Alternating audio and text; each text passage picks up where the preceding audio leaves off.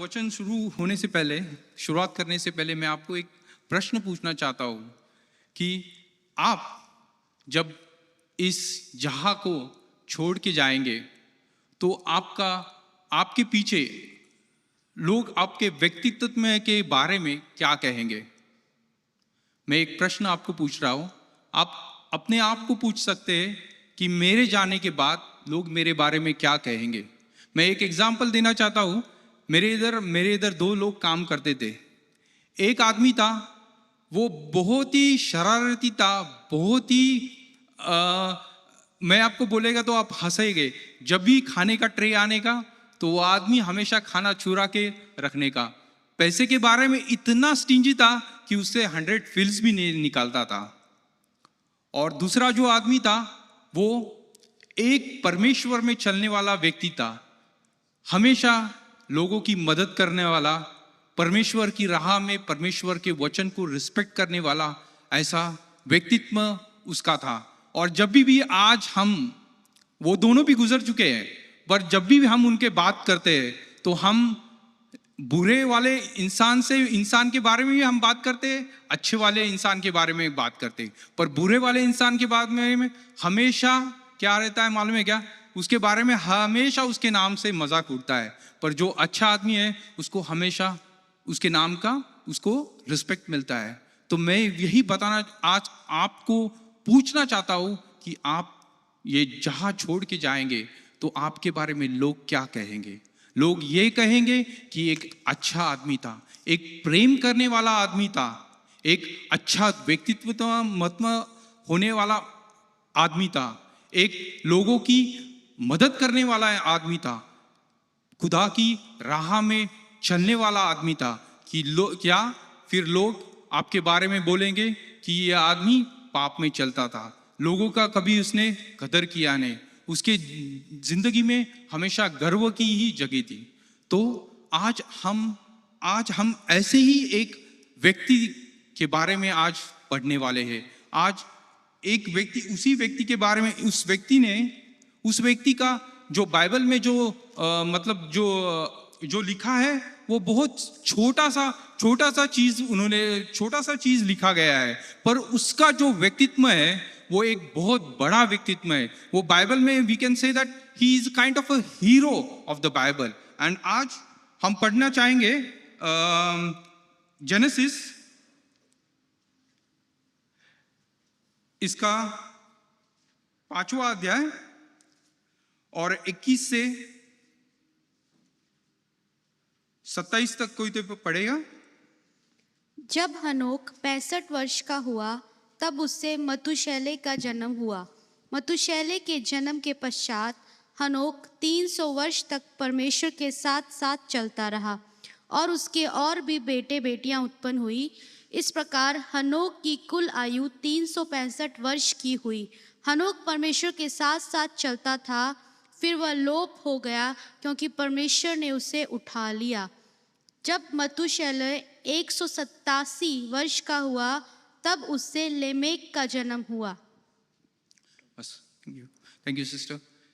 आज हम इस व्यक्ति हनोक के बारे में आज हम पढ़ने वाले हैं, आज हम उसके बारे में सुनने वाले हैं। अगर आपने इस वचन के ऊपर गौर किया तो इसकी सब लीनेज के बारे में लिखा गया है कि कौन कितने साल जिया और कितने साल में वो मर गया। पर आपने देखा हर एक आदमी जो था, जो व्यक्ति था, जो जिया और उसके बाद कितना साल जिया और कितने सालों के बाद मर गया, इसके बारे में लिखा है। पर हनोक के बारे में क्या लिखा है? हनोक के बारे में यह लिखा है कि वो 365 ईयर्स क्या किया, वो जिया और उसके बाद क्या किया, परमेश्वर ने क्या किया, उसको उठा लिया।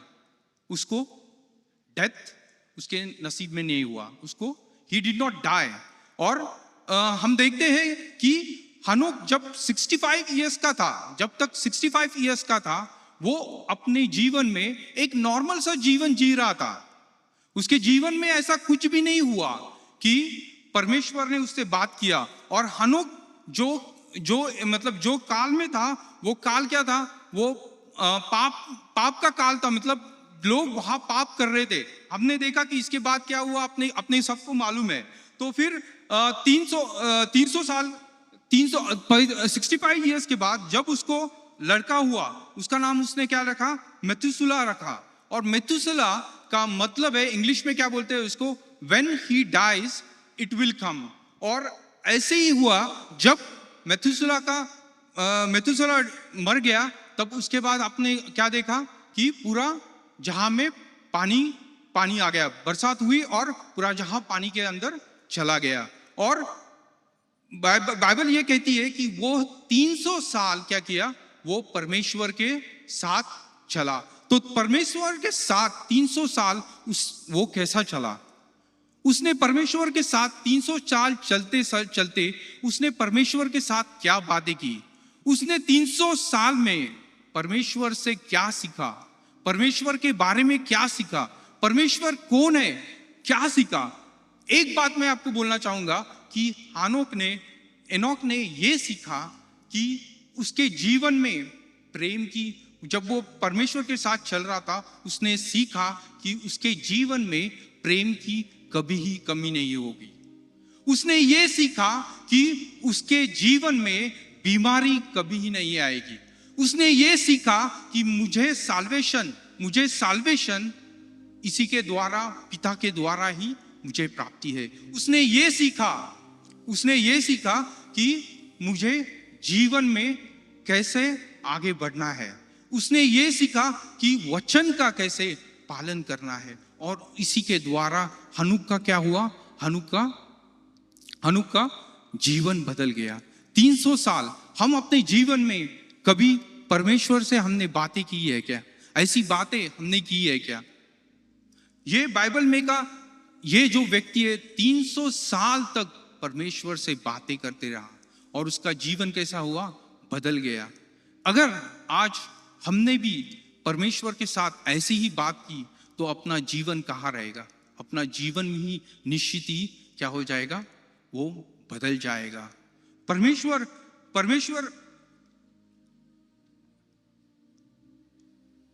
फिर उसके बाद हमने देखा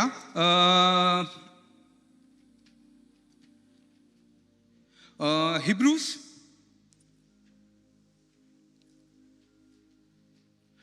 उसका 11वां अध्याय 5वां वचन।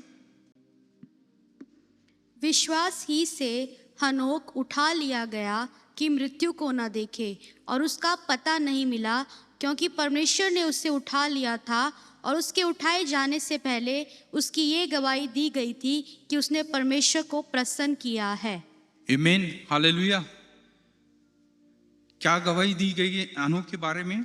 हनोक के बारे में ये गवाही दी गई कि उसने परमेश्वर को प्रसन्न किया। उसने परमेश्वर को प्रसन्न कैसे किया? उसने परमेश्वर को प्रसन्न ऐसे किया कि उसको फॉलो करके परमेश्वर को उसने प्रसन्न किया। आज अपने जीवन में हम अपने परमेश्वर को फॉलो कर रहे हैं कि नहीं? कि आज भी हम वही जीवन बिता रहे हैं, जो पुराना जीवन, जो अपने जीवन जो था वही आप बिता रहे हैं? जो आपकी जो प्रार्थना है, जो आज भी जो प्रार्थना आप करते हो, आज सिर्फ वो प्रार्थना आपके चंगाई के लिए, आपके फाइनेंस के लिए, आपके घर बांधने के लिए और आपके समस्या के लिए आप प्रार्थना करते हैं क्या? कभी आपने परमेश्वर से प्रार्थना की? कभी उससे एक समप होके बात की कि परमेश्वर से बात की कि परमेश्वर मैं दानियल बात कर रहा हूँ, जैसा मैं बोल रहा हूँ कि परमेश्वर मैं दानियल बात कर रहा हूँ, आज मुझसे तुझसे बात करनी है, तू मुझसे बात कर। आज मैं अपने दिल का हाल तुझे बताने वाला हूँ। तू मुझसे क्या चाहता है, तू मुझसे क्या चाहता है, ये मैं जानने की कोशिश करने वाला हूँ। कि आज अपने जीवन में हमें परमेश्वर को जानना जरूरी है। और परमेश्वर को इसीलिए मैं आज का मेरा शीर्षक है कि walking God in agreement with परमेश्वर के साथ चलना। आज का मेरा ये शीर्षक है। फर्स्ट ऑफ ऑल, आपको जो अगर परमेश्वर के साथ चलना है तो आपको उसके साथ क्या करना है? Agreement. You have to make an agreement with the God.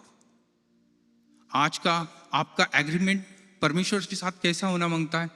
परमेश्वर के वचन के साथ आपको क्या करना है? आपको अलाइन होना है. उसके नाम के साथ, उसके नाम के साथ, जो उसके नाम है उसके साथ आपको चलना है. उसके हर एक वचन का क्या करना है? आपको पालन करना है. अगर आपके जीवन में, अगर आपने उस एग्रीमेंट को अगर आप पूरा नहीं किया, तो आपके जीवन में कभी भी सफलता नहीं आएगी. फॉर एग्जाम्पल आपको बोलता हूं कि एक्सोडस में जब परमेश्वर ने इज़राइल से कहा कि मेरे बातों को, मेरे वचन को क्या करना है तुम्हें? मेरे वचन को तुम्हें पालना है. और लोगों ने क्या कहा? लोग बोले कि वी एक्सेप्ट इट, हम उस वचन को स्वीकारते हैं. और मोसेस क्या किया? मोसेस ऊपर गया और जब वो नीचे आया तो लोगों ने क्या किया? उसके वचन को क्या किया? नाकार दिया. और अब हमने देखा है कि वो कवनेंट क्या हो गया? पूरा ना हो सका. उसी तरह जैसा इज़राइल को 70 इयर्स के लिए क्या करना? बाबिलोन में जाना पड़ा. क्योंकि वो परमेश्वर के वचन के साथ एग्री नहीं कर सके. उसके वचन को क्या किया? उन्होंने पाला नहीं. इसके लिए वो कवनेंट, वो लोगों को 70 इयर्स के लिए क्या करना है? बाबिलोन जाना पड़ा और 70 साल तक उधर रुकना पड़ा. एग्रीमेंट क्या होता है? Agreement is nothing but believing and speaking with what God said. परमेश्वर के वचन को क्या करना है? बिलीव करना है. Agreement is what? परमेश्वर के वचन को बिलीव करना है और उसे बोलना है. बहुत टाइम अपने जीवन में क्या होता है कि हम वचन को सुनते हैं मगर उसको अपने जीवन में उसको लागू नहीं करते. उस वचन को अपने जीवन में उसको बोलते नहीं है. और बहुत से टाइम अपने जीवन में जो परमेश्वर के साथ का जो एग्रीमेंट रहता है ना, वो पूरा नहीं होता है. और जो समस्या रहते हैं ना, वो अपने जीवन में से कभी भी वो समस्या निकल नहीं जाती है. और हमेशा वो समस्या अपने जीवन में क्या रहती है? चिपकी रहती है और अटैच होती रहती है. तो अगर आपको अपने जीवन में, अगर आपके जीवन में आपको समस्याओं का निवारण करना है, तो आपको क्या करना होगा? वचन को बिलीव करना पड़ेगा और वचन को बोलना पड़ेगा. Second thing is that agreement is nothing but obeying God's command. जो वचन है, जो परमेश्वर का जो वचन है, उसको क्या करना है? आपको ओबे करना है, उसको पालना है. जैसा वचन बोलता है वैसा ही आपके जीवन में आपको क्या करना है? आपको आगे बढ़ना है. Then third thing is that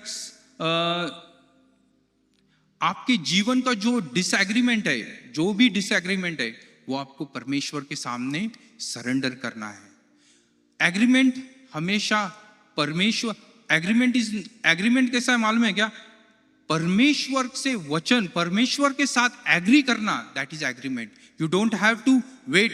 तुम्हें ये वेट नहीं करना है कि I agree. No. Always it's God, always is the father, that to him, उसके वचन को हमें क्या करना है? एग्री करना है. और सेकंड और लास्ट में उसको we have to wait for his call. We have to have patience. When we make agreement with God, we have to wait. We have to wait patiently so that he will fulfill what you had asked for. Because बहुत से time ये हो जाता है कि आप बोलते हैं कि मैंने एग्री कर दिया, मैंने एग्रीमेंट किया, पर फिर भी मेरे जीवन में क्या हो रहा है? मेरे जीवन में कुछ भी नहीं हो रहा है. बट बाइबल क्या बोलता है कि you need to have patience in your life. Amos 3:3 क्या कहता है? यदि दो मनुष्य परस्पर सहमत ना हो तो क्या वे एक संग चल सकेंगे? दो व्यक्ति जब तक एग्री नहीं होते तब तक वो साथ में नहीं चल सकते. साथ में चलने के लिए आपको क्या करना है? We need to be in an agreement. अपने को एग्री होना पड़ता है, आपको सहमति देनी पड़ती है। when जब आप सहमति देंगे तो आपके जीवन में फुलफिलमेंट आएगा। फुलफिलमेंट किसका आएगा? परमेश्वर का फुलफिलमेंट आएगा। Second point is walking with God in faith. 2 Corinthians 5:7 क्या कहता है सिस्टर? क्योंकि हम रूप को देखकर नहीं पर विश्वास से चलते हैं। इंग्लिश में ये कहा गया है, we walk by faith not by sight. इसका एक्सीलेंट उदाहरण कौन सा है? इसका एक्सीलेंट उदाहरण अब्राहम का है। जब खुदा ने, परमेश्वर ने जब अब्राहम को बुलाया तो उसको कहा, क्या कहा? उसको एक देश में, अनजान देश में क्या किया? जाने के लिए कहा। और अब्राहम ने क्या किया? अब्राहम ने आंखों से नहीं देखा, विश्वास से देख के क्या किया? वो उस देश में चला गया। अपने जीवन में हम कर सकते हैं, अगर परमेश्वर ने बोला, परमेश्वर ने अपने को कुछ कहा, फेथ, और आप कर सकते हो। We need to have that courage. Abraham के जैसा विश्वास अपने जीवन में चाहिए। सेकेंड एग्जाम्पल हम देखेंगे, नोहा का एग्जाम्पल देखेंगे। नोहा को क्या कहा गया? नोहा को कहा गया कि फ्लड आने वाला है, आप आर्क तैयार करो। और नोहा ने क्या किया? नोहा ने परमेश्वर को कौन सा भी प्रश्न नहीं पूछा। नोहा तुरंत क्या किया? वो काम पे लग गया। अपने जीवन में हमें ऐसा ही फेथ हमारे जीवन में हमें दिखाना है। अनोक जैसा परमेश्वर की राह में चला, जो विश्वास में चला, वैसा ही फेथ आज हमें अपने जीवन में, आज हमें परमेश्वर को दिखाना है। ऐसा ही विश्वास जब परमेश्वर आपको देखे तो वो बोलना चाहिए, ये मेरा बच्चा है जो मुझ में विश्वास रखता है, जो मैं कहूँ उस पर वो अमल करता है। ऐसा व्यक्तित्व आज हमें बनना है। विश्वास में चलने वाला आज हमें इंसान बनना है। We have to trust in God's judgment. वो जो कहता है, वो जो दिखाता है, उसमें हमें विश्वास रख के उस पे हमें चलना है। तीसरी बात है हम्बलनेस। मीका 6:8 में इंग्लिश में ये कहा गया है, वॉक हम्बली विद गॉड। हे मनुष्य, वो तुझे बता चुका है कि अच्छा क्या है, और यहोवा तुझसे इसे छोड़ और क्या चाहता है कि तू न्याय से काम करे और कृपा से प्रीति रखे और अपने परमेश्वर के साथ नम्रता से चले। क्या कहा गया है? Walk humbly with the God. Humbleness का सबसे एक्सीलेंट उदाहरण है हमारा परमेश्वर Yeshua. What he showed an excellent example. उसने एक्सीलेंट एग्जाम्पल क्या दिखाया?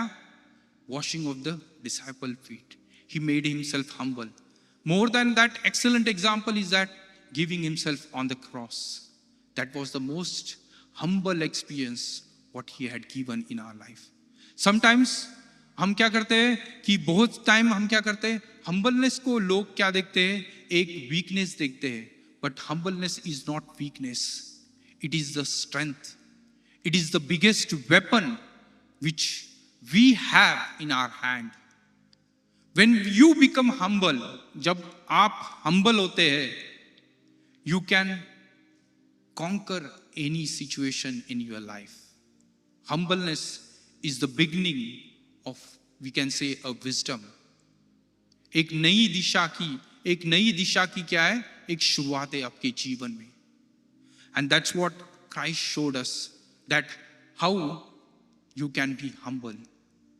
आज हमारे जीवन में हम कितने हम्बल है, परमेश्वर के प्रति हम कितने हम्बल है, हाउ मच हम कितने उसके सामने आधीन है, उसके कितने आधीन है। आज हमें ये प्रश्न खुद को पूछना है, अपने आप को पूछना है कि हम परमेश्वर के कितने आधीन है, कितने उसमें विश्वास रख के उसके वचन के अनुसार चलने के लिए हम आज तैयार है। Humbleness is also listening to God. Humbleness is accepting what is your fault. तुम्हारी जो गलतियां है उसे स्वीकार कर उसको सुधारना, that is also called as humbleness. अपने जीवन में बहुत सी गलतियां हमने की है, but this is a time, ये समय है कि हम उस गलतियों को स्वीकारें, उसको एक्सेप्ट करें और परमेश्वर को बताएं कि मैंने गलती की है, मैं उसे सुधारना चाहता हूं। This is what humbleness is. Fourth thing is that walking in the Holi spirit. Walking in the Holi spirit is one of the most important thing today's generation need. अपनी जनरेशन, हर एक व्यक्ति को होली स्पिरिट में चलना, that is the most important thing. परमेश्वर ने acts में लोगों को क्या कहा कि you stay in the upper room, आप रुको, I will send a counselor, and when the counselor will come you will know hidden truth. अद्भुत गोष्ट, अद्भुत चीजें आपको पता चलेंगी, and that's what exactly happened when Holy Spirit came. In order to gain the Holy Spirit, आपको आपके जीवन में Holy Spirit के लिए पाने के लिए you have to intercede and you have to pray. You have to pray to God. You have to pray to God in tongues. Praying in tongues is one of the most important thing. Accepting, that is the acceptance, that is the way we can show the presence of the Holy Spirit in our life. So we have to pray diligently. अपने घुटनों पे जाके आप परमेश्वर को अन्य भाषा में प्रार्थना करनी चाहिए। Acceptance. Second thing is that taking the water baptism is one of the sign of the presence of Holy Spirit upon you. So Holy Spirit में चलना, that is more important.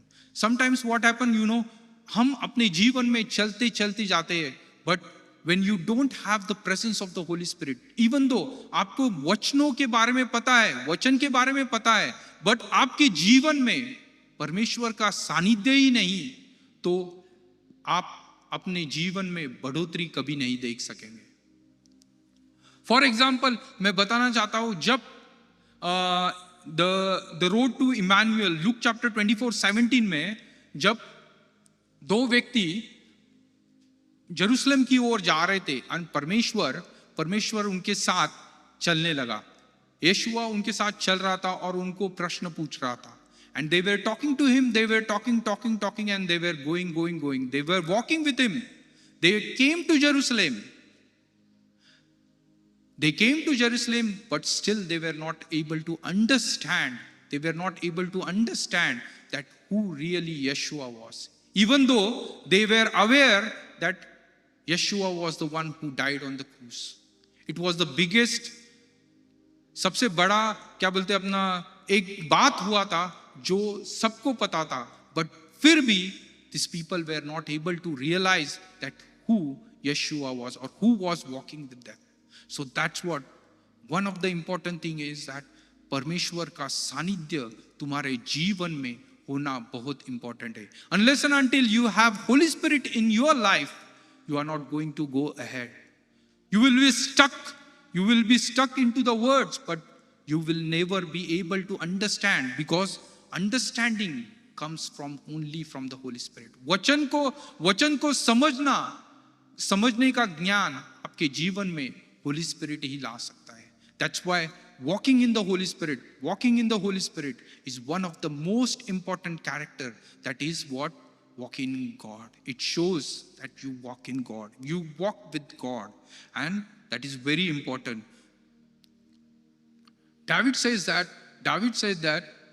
in Psalms 23, he says that even though I walk through the valleys of shadows of death, I will not fear. Why I will not fear?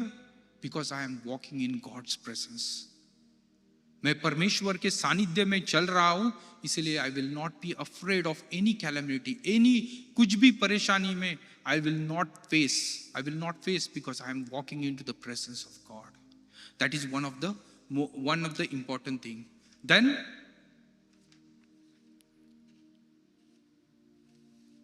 the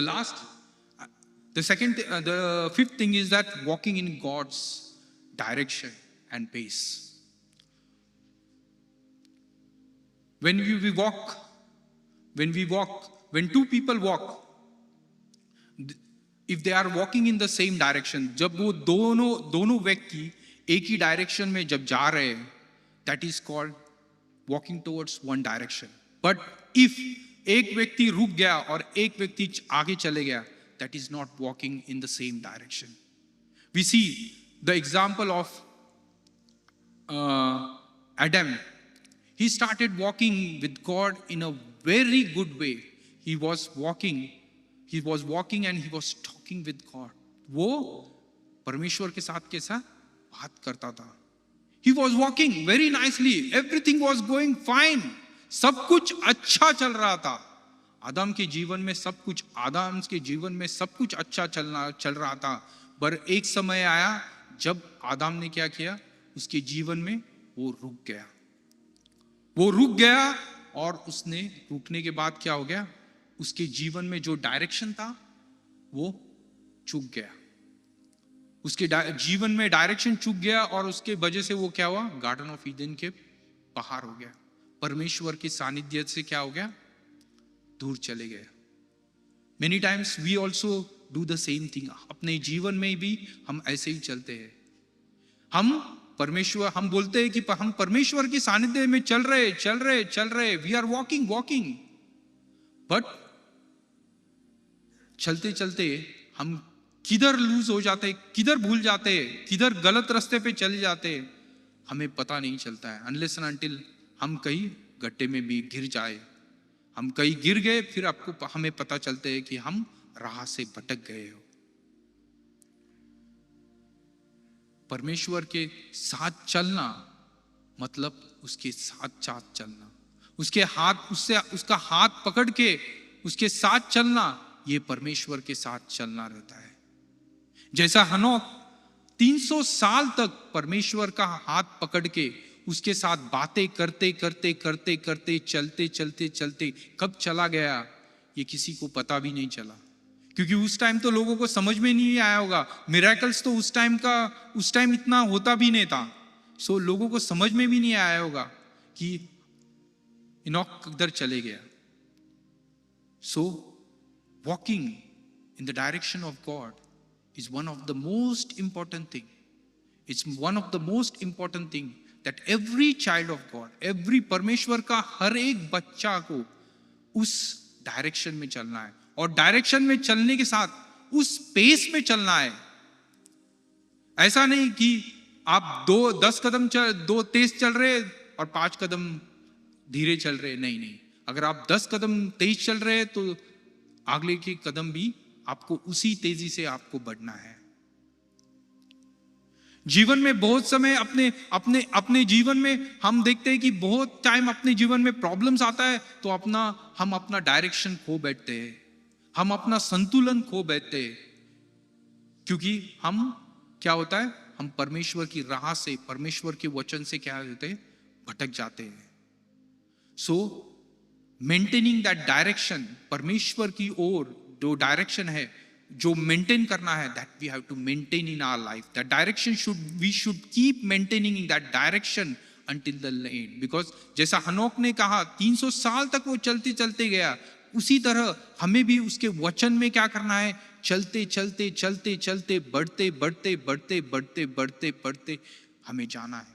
और आखिरी में हमें कहाँ जाना है, हमें जाना है परमेश्वर यशुआ के पास, क्योंकि यशुआ is the only one who can lead us to the Father, because he is the one, he is the way. Because what Yeshua says, परमेश्वर यशुआ क्या बोलता है कि I am the way, I am the door, we have to go through him.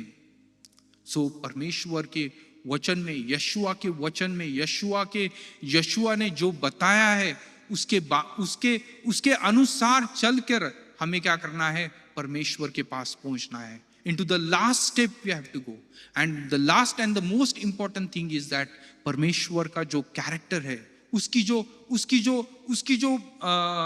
जो छवि है, उसे हमें जानना है. वो कैसा है, वो कैसा है, वो कैसा कार्य करता है, वो उसे क्या पसंद है. आज हमें उसके कैरेक्टर को जानना है, और उसके कैरेक्टर को जान के क्या करना है, हमें उसको एक कैरेक्टर को क्या करना है, आपके जीवन में लाना है. और जब ये सब चीजें आपके जीवन में जब आप पूरे करोगे, आखिरी में आप देखोगे कि हम एक सक्सेसफुल परमेश्वर का एक अच्छा व्यक्तित्व होने वाला एक इंसान बोल के आप बाहर उभर के आओगे. और जब आप इस जहां को छोड़ के जाओगे, तो निश्चित ही लोग बोलेंगे कि ये जो व्यक्ति था वो परमेश्वर की राह में चलने वाला व्यक्ति था. आज हमें डिसाइड करना है कि हम कहाँ चल रहे हैं, हम किधर जा रहे हैं. हम हनोक की तरह परमेश्वर की राह में चल रहे हैं कि कहीं भटक गए हैं. अगर हम कहीं भटक गए हैं, तो हमें एक अच्छा समय है, एक अच्छी अपॉर्चुनिटी है कि हमें वापस आने का परमेश्वर ने हमें क्या किया है, हमें समय दिया है. So don't miss this opportunity, don't miss this time. This time is very precious because we are in the last days. हम आखिरी के समय में है. अगर हम भटक गए और परमेश्वर का आना, उसका सेकंड कमिंग अगर हो गया, तो we won't able to make it. जैसे हमने देखा कि 7 कुमारियों के बारे में, जैसे उनके दिए में तेल था, और जो तेल लेने के लिए गया और परमेश्वर का आगमन हो गया, जो रेडी थे वो चले गए, जो रह गए वो रह गए. So make yourself ready, prepare yourself, build yourself. अपने परमेश्वर के वचन में खुद को तैयार करो, उसके उपस्थिति में खुद को बनाओ, और परमेश्वर का एक अच्छा व्यक्तित्व होने वाला व्यक्ति हम परमेश्वर को बन के दिखाएंगे. Thank you. आमेन. हालेलुया बोलते हुए आमेन. सभी को जय मसीह की फिर से एक बार आमेन. पड़ोसी से बोलना, एनॉक की तरह हमें चलना है. आमेन बोलेंगे. आमेन. सुंदर सा वचन भाई ने हमें प्रोत्साहन किया, और फिर से एक बार हम सबको याद दिलाए कि हमें परमेश्वर के संग चलना है. आमेन. क्या एनॉक के बारे में से हम क्या सीख सकते हैं? How can we walk with God? कैसे हम जा सकते हैं, कैसे चल सकते हैं? ये ना कुछ पॉइंट्स उन्होंने बताया, और जस्ट क्लोजिंग करने के लिए मैं ये प्रोत्साहन करना चाहता हूँ. Very important. अगर परमेश्वर के साथ हमें अगर चलना जरूरी है, कम्युनिकेशन इज वेरी इंपॉर्टेंट. क्या बोलेंगे? ग्लोरी कम हेल्प मी. कम्युनिकेशन को क्या बोलेंगे? बातचीत. और कुछ बोल सकते हैं कम्युनिकेशन को? Any other word? कम्युनिकेशन, संभाषण, मराठी शब्द है. मराठी नहीं, हिंदी. कम्युनिकेशन को क्या बोलते हैं? वार्तालाप, कम्युनिकेशन. एक दूसरे से बातें करना बहुत जरूरी है. अगर हम बातें नहीं करते हैं तो. Amen. If we want to walk with God, Amen. communication with God is very अगर important. आज हम खुदा के साथ चलना चाहते हैं तो हम खुदा से बातें करना जरूरी है. How we can communicate with God? खुदा से हम बातें कैसे कर सकते हैं? प्रार्थना के द्वारा, वचन के द्वारा, Very good. आराधना के द्वारा. Amen. Through prayer, प्रार्थना, worship, Aradhana and word of God. और प्रभु के वचन के द्वारा. Amen. Second, दूसरी बात, amen. Faith is very important, as brother विश्वास said. हमारे अंदर बहुत महत्वपूर्ण है. Right? Very important is that you should trust God. है ना. खुदा पे भरोसा रखना बहुत अहमियत रखता है. Proverbs chapter 3 verse 6 says, trust in the Lord with all your heart तीसरा and अध्याय lean कहता not है upon कि your own पूरे understanding. भरोसे के साथ ना परमेश्वर पर अपना विश्वास को डाल, और खुद के दिल से, दिमाग से मत चल. Amen. Amen. Third, you should please God. तीसरा, आप उसका प्लीज परमेश्वर परमेश्वर को खुश करना है, प्रसन्न संतुष्ट करना। करना है, प्रसन्न करना है, नॉट टू प्लीज है ना। इंसानों को कभी खुश नहीं करना, हालेलुया। please। लेकिन सिर्फ हमारे जीवन से अगर कोई खुश होना है ना, तो वो परमेश्वर होना है, हालेलुया, आमीन बोलेंगे। आमीन। लोग हो या ना हो, लोग हो या ना हो, बट गॉड शुड बी लेकिन प्लीज्ड। परमेश्वर हमारे जीवन से हमेशा So खुश first रहना is है। communication. तो पहला है संभाषण, वार्तालाप, बातचीत करना है खुदा से, Very good, है ना? संबंध रखना है। Second, आपका विश्वास, your faith. दूसरा, आपका विश्वास, आपका भरोसा आपको खुदा पे डालना God, है, you should please God. है ना। तीसरी बात हमेशा याद रखना, सिर्फ अपने जीवन पे परमेश्वर को खुश करना। Fourth, चौथी बात, what Enoch did was, एनॉक ने क्या किया। you know, if you read the book of Genesis, अगर उत्पत्ति का किताब आप पढ़ते हो, Enoch is only mentioned in 81 words. है ना, एनॉक का सिर्फ 81 शब्दों में ही उनका बस, उसके बाद खत्म, प्रयोजन उसके किया बाद नहीं गया। है, एनॉक एनॉक नहीं के है। बारे में ज्यादा बाइबल में कुछ भी कहा नहीं गया है। Hebrews के किताब में लिखा है, हिब्रियों की किताब में लिखा है, and very much what I liked is, और बहुत मुझे जो अच्छा लगता है वो ये है, Jude declares him as a prophet. है ना।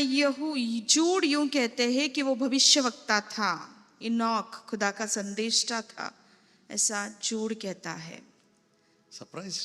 है ना। आश्चर्य सिर्फ की हम बात है। prophets, है ना?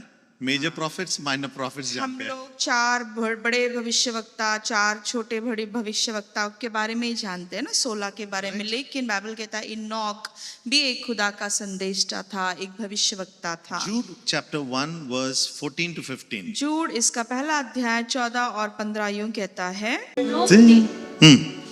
हनोक ने भी जो आदम से 7वीं पीढ़ी में था, इनके विषय में ये भविष्यवाणी की, देखो प्रभु अपने लाखों पवित्रों के साथ आया कि उसकी सबका न्याय करे और भक्तहीनों को उनकी अभक्ति के सब कामों के विषय में जो उन्होंने भक्तिहीन होकर किए हैं, और उन सब कठोर बातों के विषय में जो भक्तिहीन पापियों ने उसके विरोध में कही हैं, दोषी ठहराए।